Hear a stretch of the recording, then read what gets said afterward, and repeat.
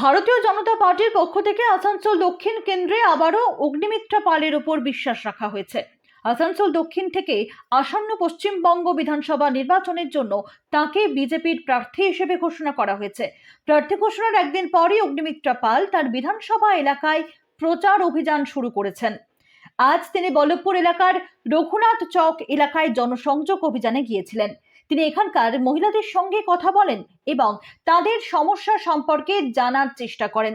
মহিলারা জানান, এখানে সবচেয়ে বড় সমস্যা হলো জলের সমস্যা। অগ্নিমিত্রা পাল বলেন, পশ্চিমবঙ্গে ভারতীয় জনতা পার্টির সরকার গঠনের পর জলের সমস্যা হোক বা আবাসনের সমস্যা বা মৌলিক সুযোগ সুবিধার সমস্যা, সব সমস্যার সমাধান করা হবে। তিনি বলেন, তৃণমূল কংগ্রেস গত 15 বছরে উন্নয়নের কোনো কাজ করেনি, আর এটাই কারণ যে আজ পশ্চিমবঙ্গের মানুষ পরিবর্তন চায়।